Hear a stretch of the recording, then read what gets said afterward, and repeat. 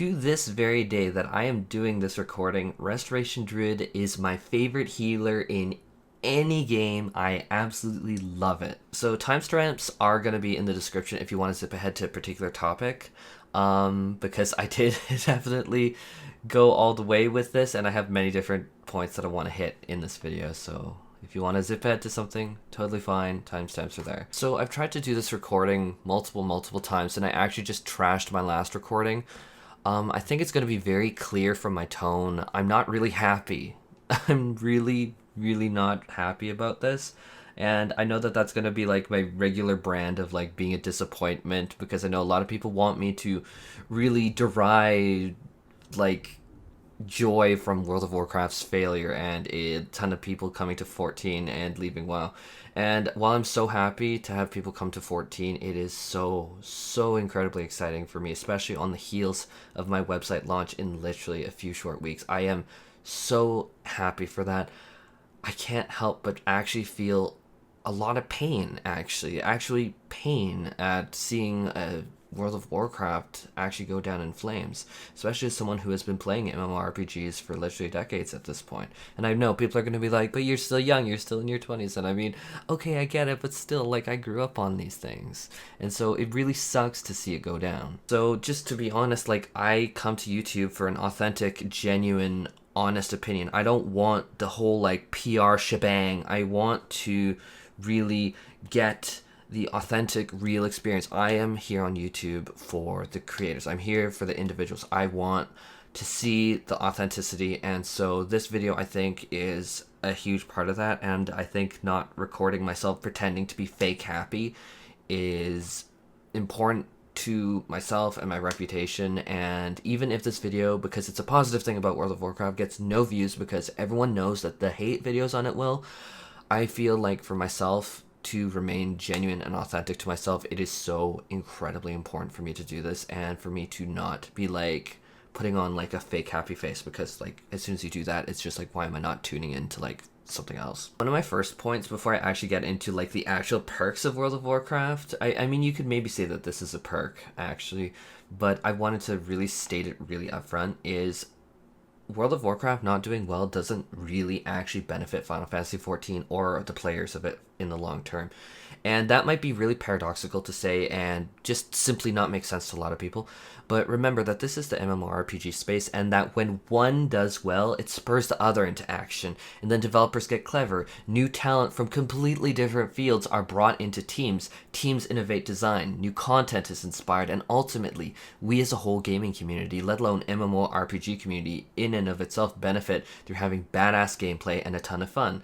I mean, heck, if you look at any of the MMORPGs of the past, or upcoming ones, it's like Ashes of Creation. I have not talked about Ashes of Creation at all on this channel because it's just like, I don't know how that's gonna go. I'm extremely excited about seeing what Stephen Sharif will do. Like, I am so freaking excited for that game, but I can definitely say that that game and what I have seen is definitely a product of a lot of inspiration from so many other games. And so we as an MMORPG community benefit through having strong competitors, through having a diversity in what is in the space. And that is a huge benefit to us as a whole, as gamers. And so I'm going to cut this short because this could honestly be a rabbit hole that I go down into the first few recordings. But like, this could truly be a video essay on itself, easily spanning 2 hours off the top of my head, where I drag in things like Ion Online with flying combat, which was so huge. Of course, it did have like the Elysian and then the Asmodean. Oh my god. Sorry, this is definitely off the top of my head. But basically, it had a lot of different systems like flying combat that really did change up the game. Heck, I even liked the Chanter in that game. The Chanter, which was like a more buff-based healer. Oh my god, I loved that. That was so fun. Whack them with the stick. It was so good.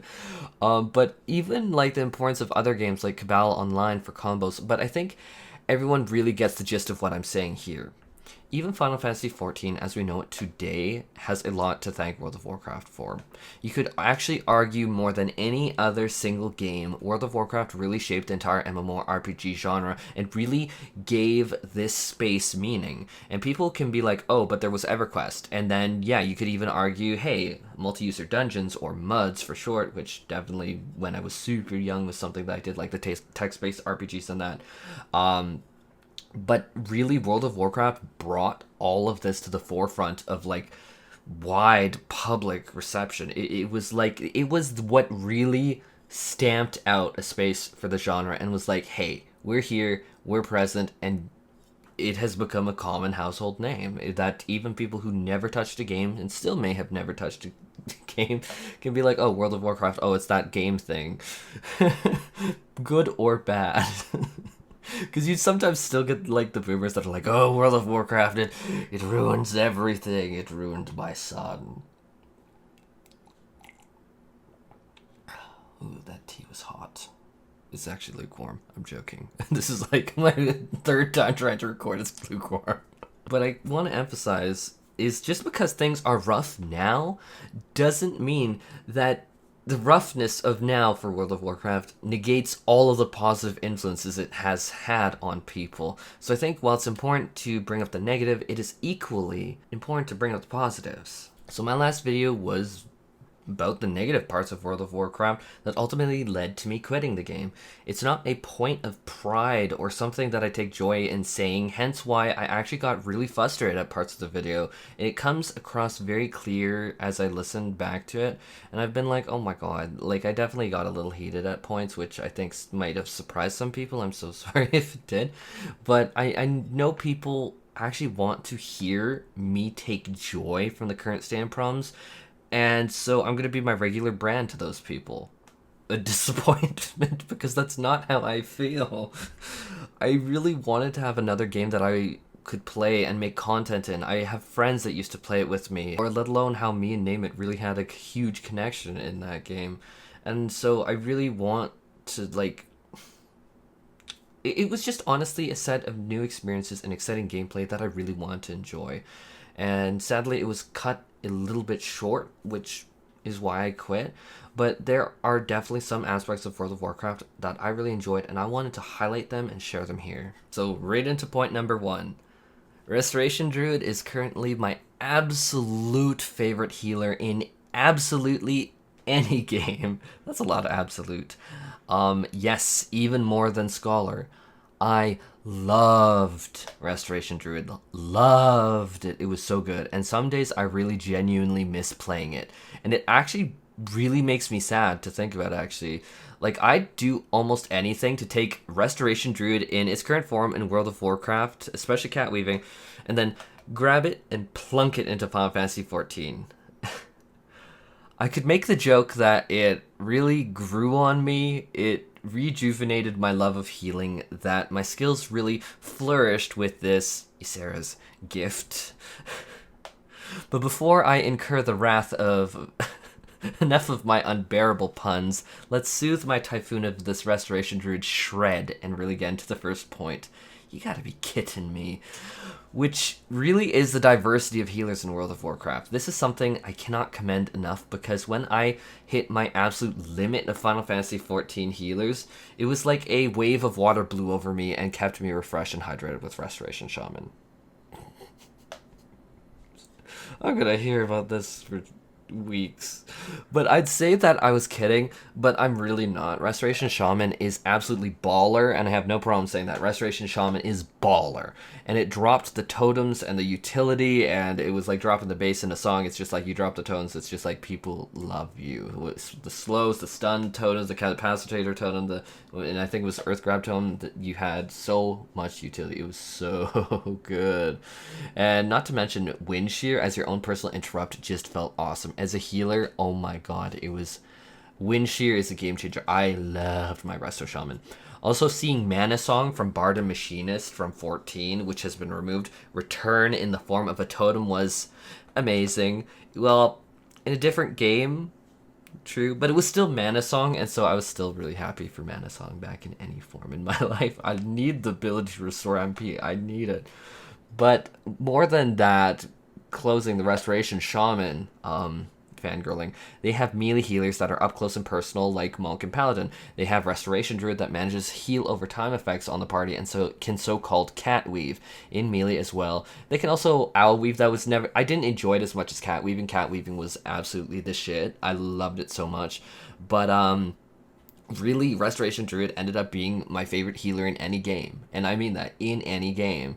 I love the Restoration Druid more than a simple blurb in a video could really say, and so that's what I'm going to focus on for a bit. Like, Holy Paladin and Mistweaver Monk, in spite of balancing issues, like, Holy Paladin, at the time that I was playing, was super insanely OP, and Mistweaver Monk was super insanely underpowered, but they were also excellent from a gameplay and enjoyability perspective, and I do recommend anyone wanting a fresh healing experience to actually sub and try them out. They honestly deserve fangirling of their own. But people might say that I'm milking Restoration Druid, but ask Name sometime how I literally argued and fought with him over playing Resto Druid. I'm like, let me take Resto Druid into this. And he actually let me play Restoration Druid, and now baby, that is true love. But stay the hell away from my Resto Druid. I want to play it. But the basic premise of Resto Druid is that you have a ton of healing over time effects that included this wiggly, silly mushroom that amused me to no end because it's one of the dumbest things I have ever seen in a game. And no, I wouldn't trade it in for the world. I love the stupid wiggly mushroom. Many healing over time effects, though, produce an amplifying heal effect through their what they call a mastery effect. It's like a passive bonus, and this felt amazing. Like tanking even more damage than a few hots. Well, you apply more hots, or even more damage than that. Then you can apply temporary defensive to reduce incoming damage through Iron Bark. You can also have the ability to protect yourself with personal mitigation options like transforming into literally a bear, which was baller, or bark skin. Tons of damage coming in. Tranquility felt amazing to use. They have roots, knockbacks, a kind of janky but still kind of legit stun with cat. Tons of mobility, like tons of mobility. And you know, if you've checked out my past videos, oh, you know I love my stupid amounts of mobility. It is so good. But you can also transform into a tiger, and you can go rare to people. You can also spam X on people, which is always funny. It also has a ton of extra passive mobility. You can also transform into deer, even in combat. Mounts be screwed. I mean, mounts in combat you can't mount up, but you can transform into deer and get out. It's so good. Most of your heals and damage also is done not through cast, which makes you incredibly mobile during the heat of combat. And if you still don't have enough mobility, you can talent into Wild Charge, which gives you like insane burst mobility. It's just like your elk will jump forward, your owl will jump back. You can also fly over to a particular group member. It's just like Black Mage's mobility, but it's already a very mobile class. So it's like, what the? It's so crazy. Did I also forget to mention though that you can literally transform into bears, tigers, elk, birds. Sadly, not lions and tigers and bears, oh my, but close enough. Also, don't forget that you can also choose the Worgen race, which absolutely made me roll laughing. So you can also transform into a werewolf, but you can still retain your normal human form, so you actually can walk around and do stuff if you just want to be a normal bearded broseph and borreless like me. Facts.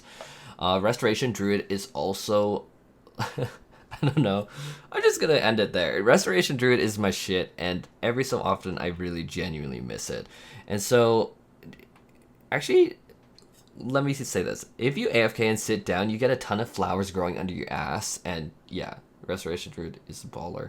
And so, yes, point one can be summed up as class design and class fantasy in World of Warcraft can be spectacular. Really, really good.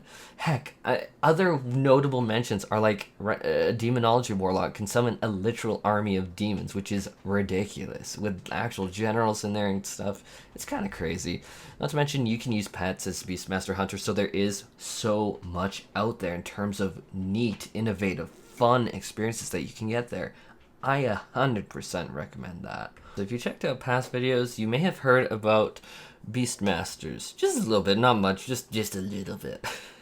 And no, I'm not done talking about it.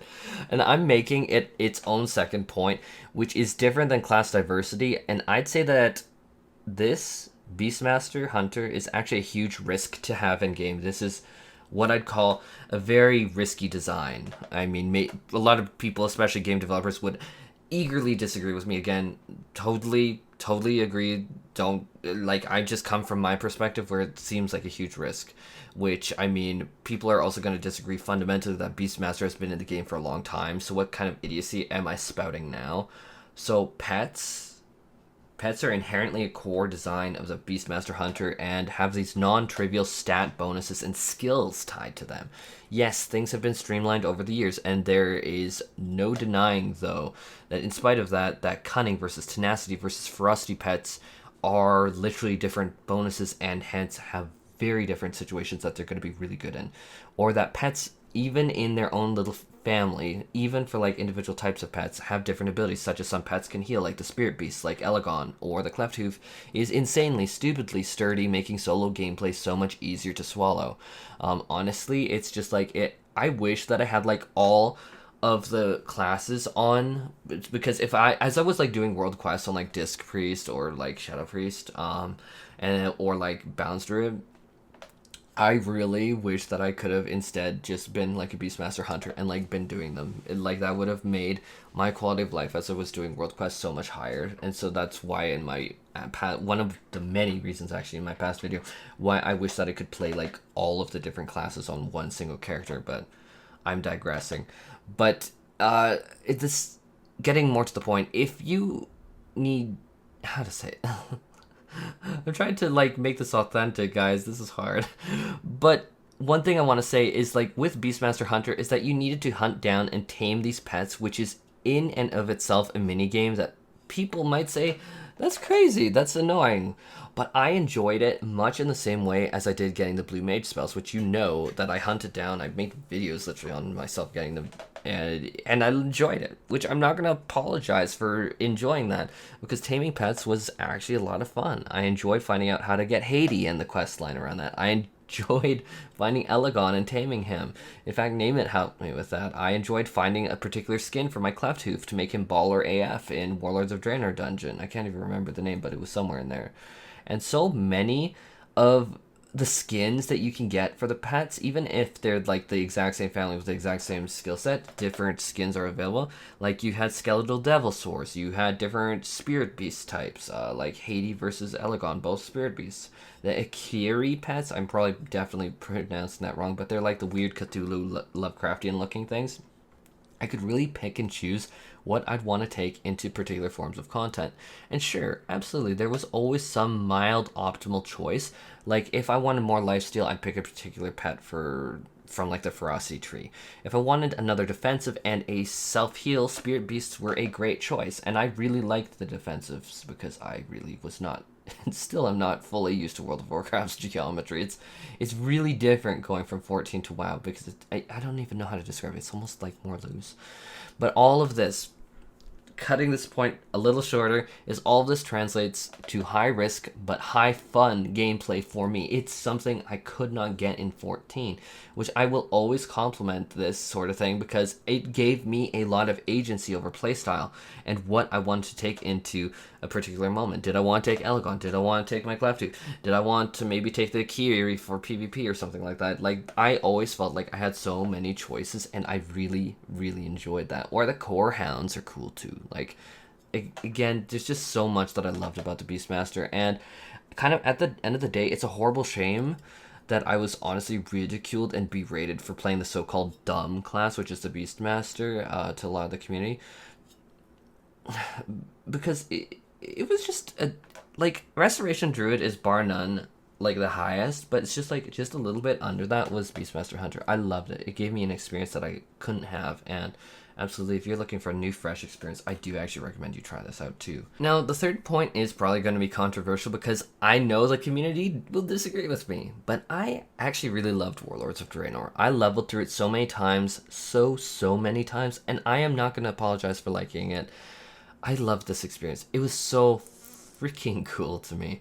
Sadly, garrisons were never really taken forward, but it really was a cool system that I kind of wish they took forward. It's kind of like Legion's artifact weapons. I wish that they did the same with our like garrisons. It's just like, why couldn't we have just had these systems fleshed out more? It's just like, imagine combining the garrison system with like the retainer system, and then maybe you could have like actual fights that maybe you could participate in, and like just these large scale battles at like your garrison. It's just like, you had so much potential here. But like garrisons, as I experienced it, I loved it. It was very interesting. It was very, very interesting. It's just like, I want to combine like 14's housing system, retainer system with the WoW garrisons, and that would be so freaking baller. That'd be really cool. Yeah, I was just really into it. Heck, Warlords of Draenor, it was neat going from like the Tannin jungle, I think. I'm gonna get it wrong. But then you'd go to like this weird deserty gorge area where you'd have like this big like cyclops that took up way too much screen space. And then there was like steam mobs near there, and then you had like these massive big booty green jungle mobs, and it was honestly an incredible experience. But it does bring up questions about like whatever happened to Saberon. They looked badass. I played League of Legends, and God, League of Legends. I had quite the name back then. I should have actually kept going with my channel and my rep. Memories. But to the point, few things were scarier than Rengar leaping out and taking a dump on someone. Ugh, that was one of my favorite freaking things to do. Like literally 100 to 0, someone like bam. I loved Rengar.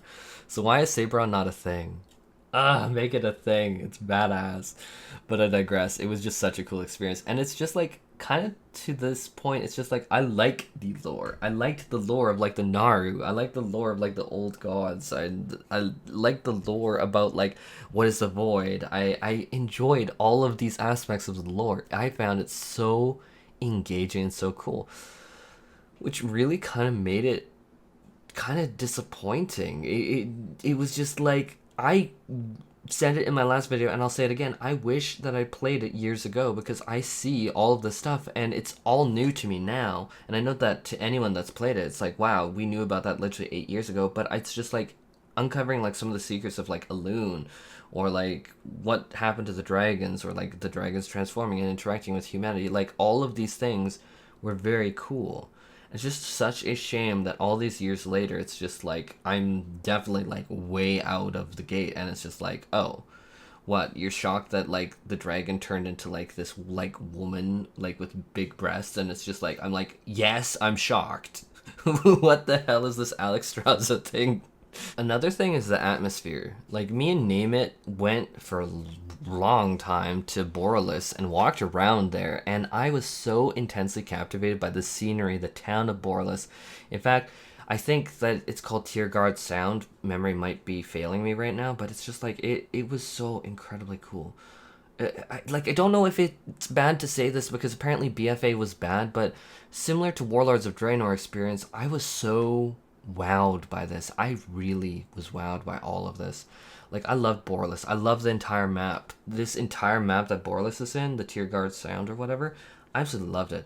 No offense, and I'm gonna say this as nicely as I can, but the current expansion's main city hub doesn't hold a candle to Boralus. No offense, but I'm not gonna apologize. What happened? Boralus was so much cooler.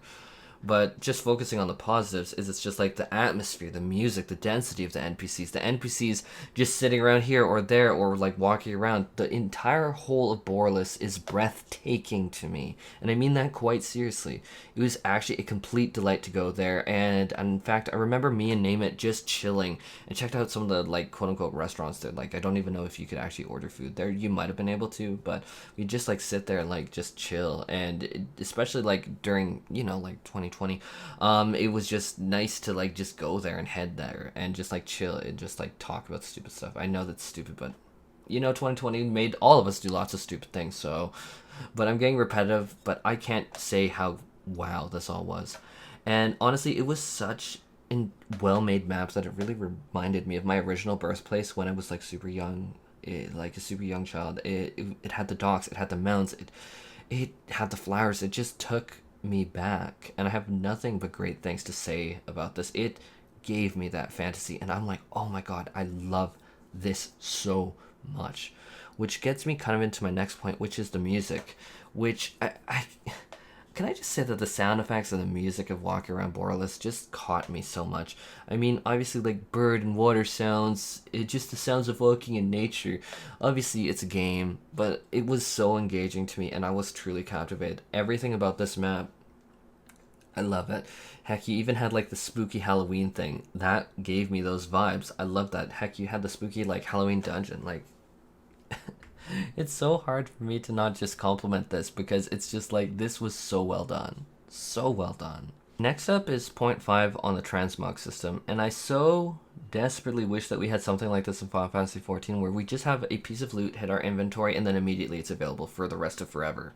Instead of right now in 14, I've hit max retainers and I've completely filled them out with essentially what amounts to junk in the end. Truly, if I'm being blunt with you, I'm hoarding junk in game. But I'm kind of scared to throw it away just in case I need it. I don't necessarily want to grind out some of these items again, which, yes, I get is silly and goofy, but you never know when you might need a new piece for your next horrendously trolly flamboyant pink glam like what I have made recently.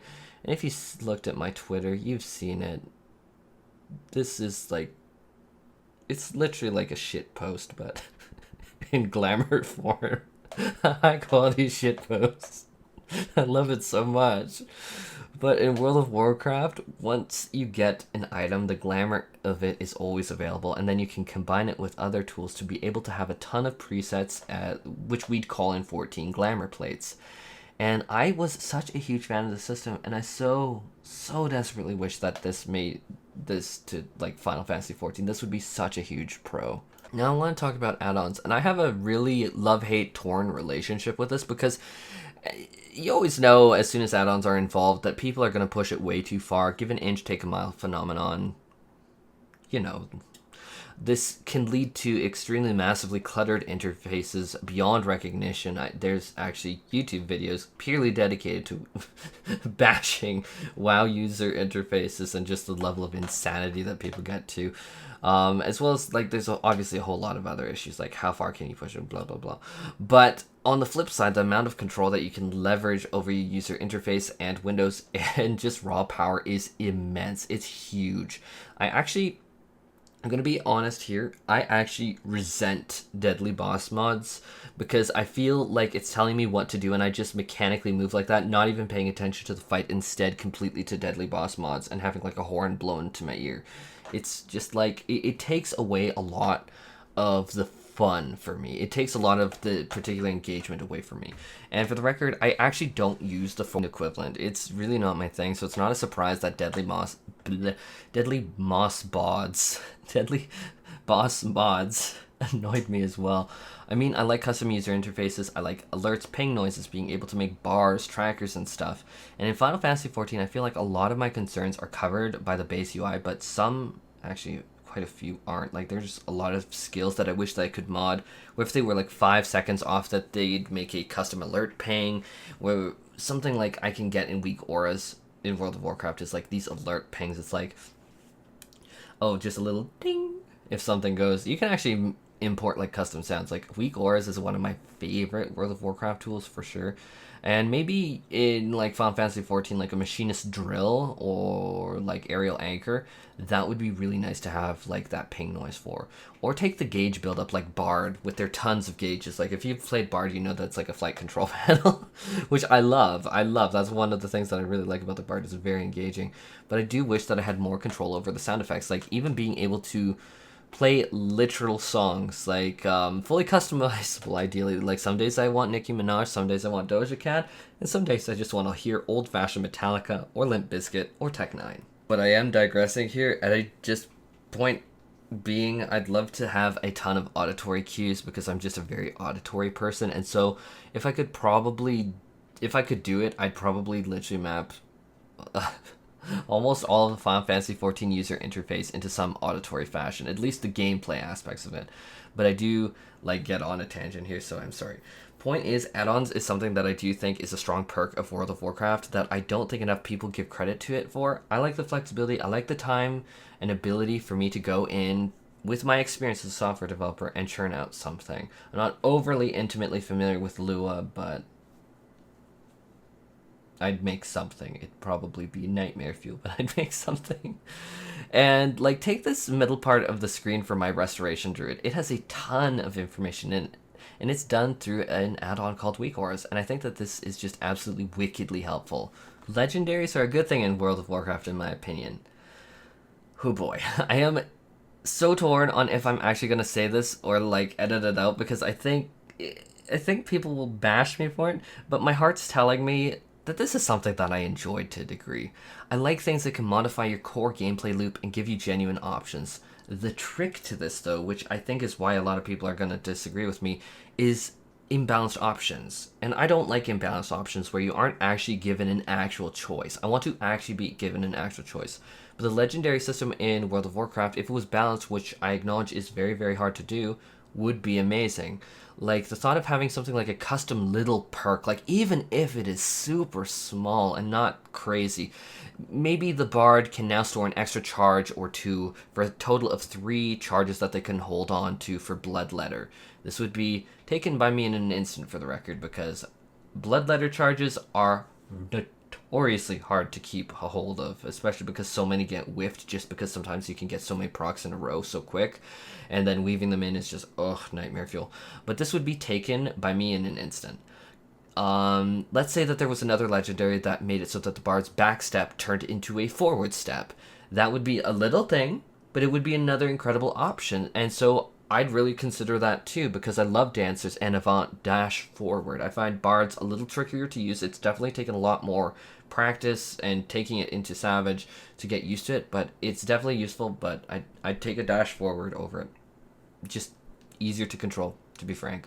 What if you had a different one where, I don't know, if you used Peloton in combat, but now you made in combat Peloton have a 90-second cooldown. So like Peloton functions exactly the same as now outside of combat, but now in combat it goes on a 90-second cooldown. Like, the ability to grant the entire team mobility for certain mechanics would be huge. For maybe not all fights, but for some fights I would definitely take that in a heartbeat. Again, maybe it's not the zestiest of ideas that I gave you, but these would be welcome changes to me. Like, one example that I'm going to go on here is just Verdant Infusion, which is a legendary that I got from my Restoration Druid.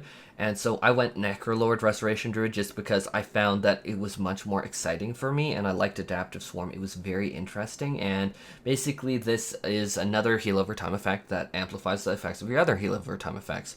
So the legendary Verdant Infusion makes it so that if you use an ability called Swift Mend, that it's going to extend all the duration of your HOTS. And so Adaptive Swarm is also extended by this, and it is so neat of an interaction. I actually have nothing but praise to say for this. Actually, genuinely, truly.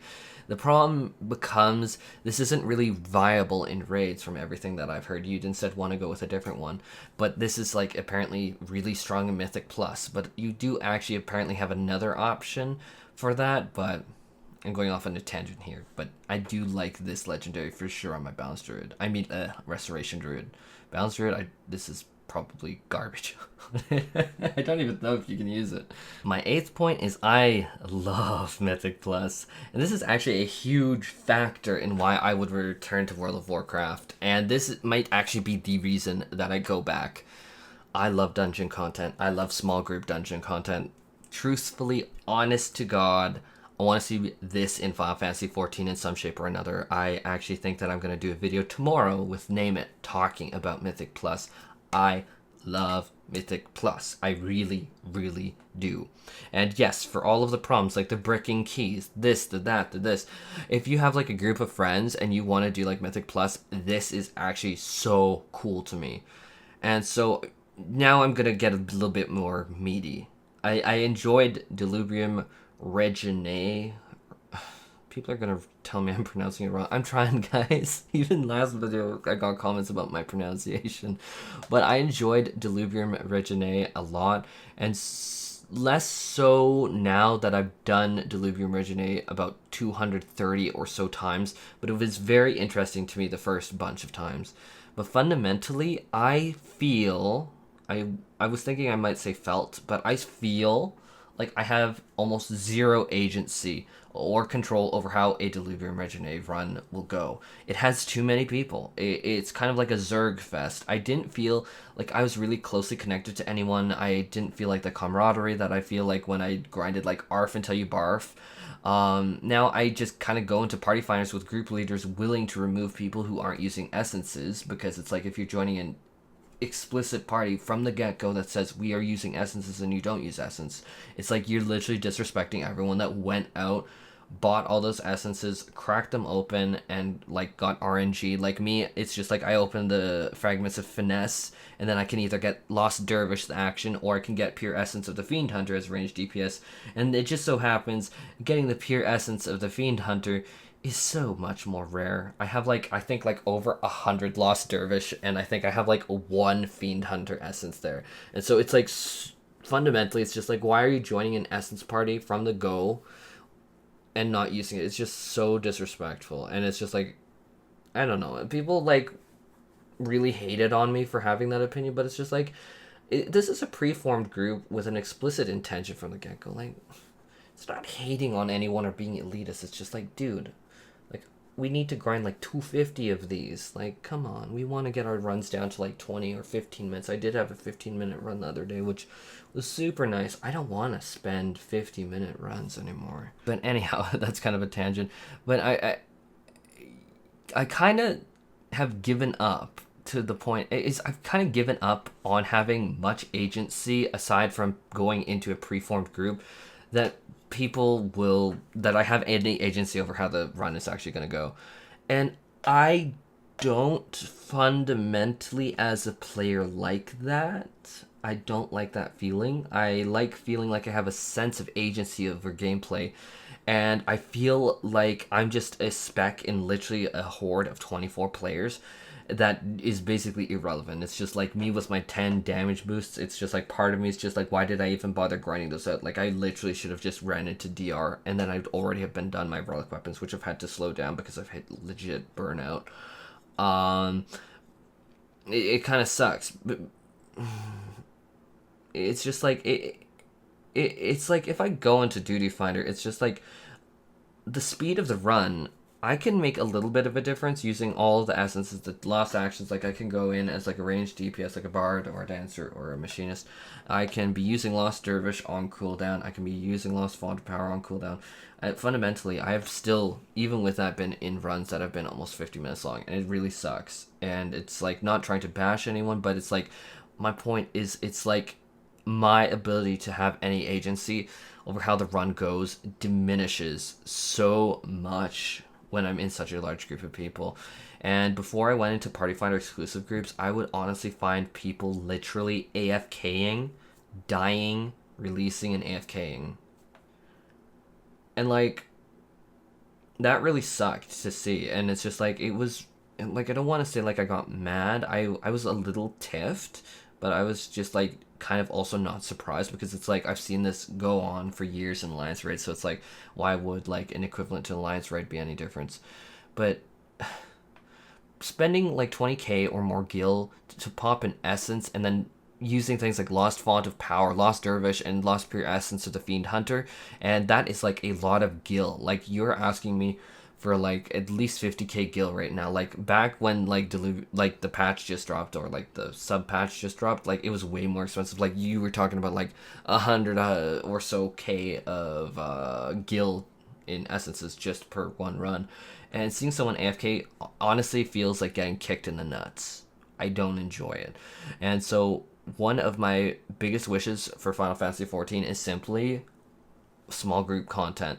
I don't want more Delirium Reginaes. I really don't want more Alliance raids. I love them. I think that they're great. I think that they have their place, and I will keep running them. It's just like I just ran the Yorha raid literally last night. I've ran so many DRs. I just ran another one this morning, actually, before I started trying to record. And I'm glad that they're added.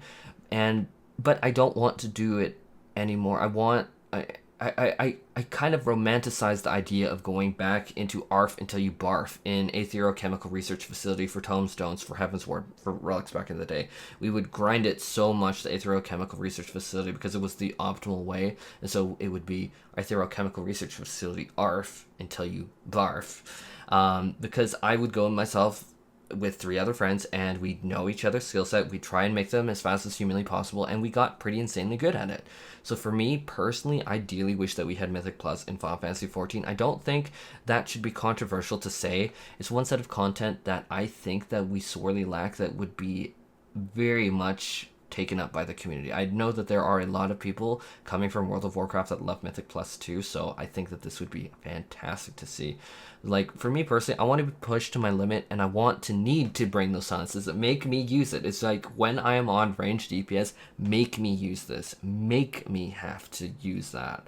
What about stuns? Or be forced to use the idea of personal mitigation in a dungeon, or what kind of mass pulls we can do. Like, really, right now we're doing wall to wall without even thinking, but it's like, what if we like made it a little bit more dangerous? Like, to me personally, that's fun for me and 3 other friends slamming it out and seeing how far we can go. Like, say a plus 15 version of the dungeon in Final Fantasy XIV would be so cool to me. And so I just kind of like to cap this off. Like, if I went back to World of Warcraft, it'd probably be on Resto Druid and Beastmaster Hunter almost exclusively doing Mythic Plus content.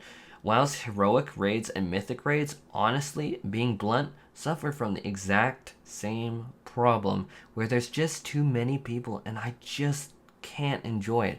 And that's probably really why I enjoy Final Fantasy XIV raiding so much. It's a tight-knit group of friends that know each other well and more so over the coming months or years. My current raid group, I've literally been with for years, and then progressing and overcoming fights. It was really such a treat, and I wish that Final Fantasy XIV would learn a lot from WoW's Mythic Plus system. So this brings us to the last point, which is what I actually want to end this video on. It's paradoxically the community. This video's final concluding point is a direct counter to point 1 in this video in some regards. I want to say I stand by everything that I said in the last video, but when I say the community, I mean the World of Warcraft community in a broader sense than the microscopic interactions I myself had. I am a very, very, very, very, very, very, very tiny part of that community. The community as a whole has produced some of the highest quality content in any game ever, and was fueled by some of the most intensely passionate fan bases on the entire planet. And we saw some of the most insanely talented artists, musicians, commentary creators, streamers, software developers, video editors, and the like all come together. This also brought some of the craziest communities together that we really don't have anything equivalent to in Final Fantasy XIV. I'm talking about things like Limit, Method, Echo. We also have some of the biggest streamers of the entire gaming scene involved in it, and when asked what streamers I watch most often, it's kind of I'm trying to think of how to say it. You know what? It's paradoxical, because the number 1 streamer that I watch is for a game that I don't even play anymore, that I just made a video quitting on, that I didn't really play much before, and it's gonna be like, oh, it's Zach Rar. And I know that a lot of people are gonna be like, who the fuck? Who? And no one understands that, and so often I simplify it to just Asmongold, although I really only tune into the Zach Rar streams, which honestly resonate with me a lot more. I just enjoy the Zach Rar specific streams more. They're more to my style, and I find them much more enjoyable to listen to. I will listen to Zach Rar stream any single day, way over an Asmongold stream. Just different styles of stream, I suppose. Or another person that I keep close attention to is Limit Maximum, but more on their YouTube videos lately. I haven't really tuned into their streams, and just trying to pick up the raid style, and often I'm taking notes to fine-tune my own style. But my point is kind of like the community at a larger scale is such a bewilderingly powerful perk that I have nothing short of great things to say. Like, so many good things to say. It's really like a fine-tuned, well-oiled machine, utterly teeming past the point of bursting with talented creators. And I really look forward to the coming weeks where I can finally reveal some of the lessons I've learned for my own content, whenever crippling anxiety can stay at bay, because oh my god, It's actually funny that I'm talking about Zachariah and that I'm talking about anxiety because, dude, Zach was just talking literally like 3 days ago or so about like his own anxiety streaming and performance anxiety, and I'm like, oh, I felt that to my soul. I felt that to my soul, man. Shoot. But rest assured, I took like notes on like what I want to do for my content. Actually, a lot of what I'm planning to launch in the next few weeks is very World of Warcraft inspired. So to conclude this was really a video that I wanted to reiterate that there aren't really any winners if one of our games goes down. World of Warcraft, though I may have quit, though I did resub to get the footage for this video and experience some Restored Druid nostalgia because I talked about it and I'm like, I need to do it. World of Warcraft really does genuinely have so many strong and meaningful points to it. It is so important to appreciate what it has brought to the table. I think that you could argue more than any other single game, World of Warcraft shaped the entire MMORPG genre and really gave people so many sense of meaning and belonging, and that was a precursor to so much positivity. Yes, there's a lot of negativity, but it was an engine for so much positivity. And just because things are rough now, though, I know that I said this at the very start, but just because things are rough now doesn't mean that it negates all of the insanely positive influences that it has had on people and the gaming scene as a whole. So while I think it's important to bring up the negative, I did want to also do this video to equally bring up the positives. Anyhow, that's just my thoughts on this.